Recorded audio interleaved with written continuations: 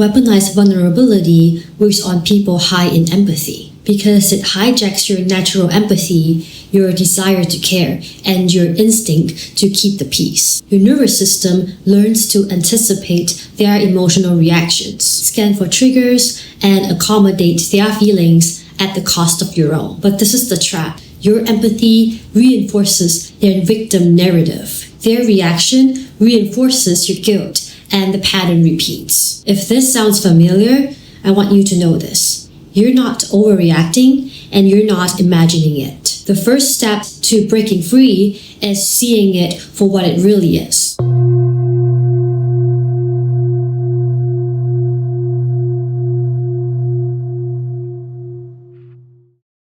Have you ever dealt with someone where you need to over-accommodate and constantly apologize even when it's not your fault? Or holding back how you feel so you don't upset them? You feel drained by this person and yet you feel bad for setting boundaries or leaving. So you stay. They act harmless, soft, and vulnerable like they're hurting. You think you're just being caring. And the moment when you make one small mistake that triggers them, you feel guilty for hurting them. You feel trapped, but really, you're coddling their feelings while dismissing your own. This isn't love, care, or intimacy. This is weaponized vulnerability used against you. So what is weaponized vulnerability? It's when someone uses their pain, their sensitivity, their vulnerability to control you, making you feel guilty, apologizing for things that aren't your fault, and slowly putting their feelings above your own. They present their pain, their sadness, their fragility in a way that compels you to comfort, soothe, or fix them. Over time, your nervous system is trained to apologize, over-accommodate, and censor yourself. That's why it's hard to notice when you're trapped. So here are a few examples. You tell your friend you're tired and you need to sleep. They immediately start texting about how lonely and depressed they feel, making it sound like you're abandoning them. Suddenly, you're apologizing, staying up late, putting their emotional needs above your own, even though all you wanted was rest. Here's another example. You tell your partner you don't want to go to a party. They pout, sulk, and say things like, "I guess I make everyone miserable," or "I'm always hurting everyone I love." You end up agreeing to go. You feel guilty for making them sad, even though your preference and perspective are completely reasonable. Here's another example. You tell a family member, "I can't help out tonight, I have plans." And instead of respecting your boundary, they sigh, look down, and say things like, "I guess I'm the only one who does anything around here. I always end up doing everything and no one appreciates me. I guess I shouldn't even ask for help." Even though you're setting a perfectly reasonable boundary, you suddenly feel guilty. You start justifying yourself, apologizing, or even changing your plans to avoid hurting them. Over time, you notice you stop exerting your boundaries because you don't want to trigger their emotional manipulation.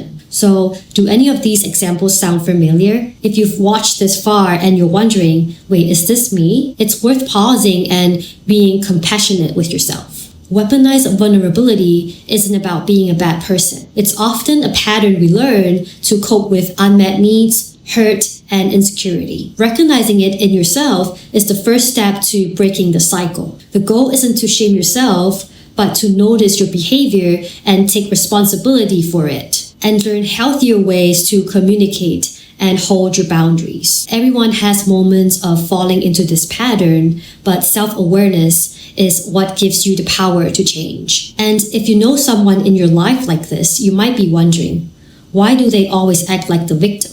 Why does it feel like you're constantly walking on eggshells? A lot of it comes from what's called a martyr or victim complex. People with this genuinely see themselves as the ones suffering, even when they're the ones causing harm. Their sense of self is built around being wronged or hurt. And often as kids, their feelings were ignored, dismissed, or invalidated. They learned that their needs didn't really matter, but over time, this can create a sense of entitlement to care and attention. They unconsciously see their suffering as more important than others. This is a subconscious strategy to overcompensate for the lack of care they received as children. As adults, every interaction gets filtered through that lens. They automatically see themselves as the one being hurt, even when they're the ones causing it. And that's exactly how weaponized vulnerability works. So even if they hurt you, your reaction is interpreted as proof of their suffering. This is why the Darvo tactic is so common in these dynamics. Darvo stands for deny, attack, reverse victim, and offender. When confronted, they deny what they did, attack your response, frame you as the perpetrator, and position themselves as the victim. Whether it's conscious or unconscious, Darvo reinforces their narratives. Their suffering and their story always come first, and you're wrong for standing up for yourself. It's a powerful tool in weaponized vulnerability because it makes you feel guilty for things that aren't your fault. It preys on your empathy, and you continue to overgive and overcompensate. Weaponized vulnerability works on people high in empathy because it hijacks your natural empathy, your desire to care, and your instinct to keep the peace. Your nervous system learns to anticipate their emotional reactions, scan for triggers, and accommodate their feelings at the cost of your own. But this is the trap. Your empathy reinforces their victim narrative. Their reaction reinforces your guilt,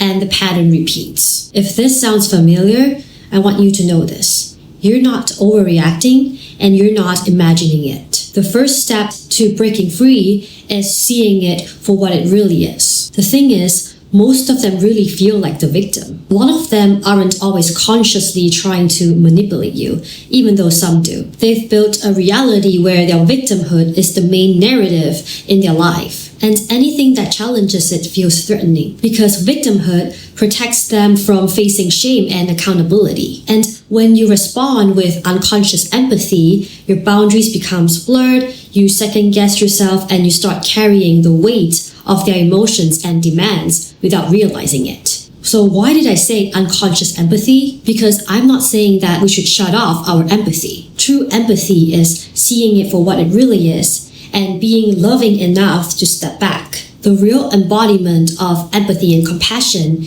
isn't coddling them, trying to fix them, or bringing karma or demonizing them in the name of justice. It's recognizing the patterns, accepting that everyone makes their own choices, and choosing to rise above it, choosing your own peace. There's no need to demonize anyone because when we stop buying into the story that they're affecting us, we stop giving our power away, and we stop letting their behaviors control our emotions. Sometimes the most compassionate thing you can do with someone like this is to let them handle their own baggage and focus on your own peace and healing. Walking on eggshells, coddling, and enabling them only keeps the cycle going. This isn't your burden to carry. Did this video resonate? What was your experience like? Let me know your thoughts in the comments below. I hope this video is helpful, and thank you for watching.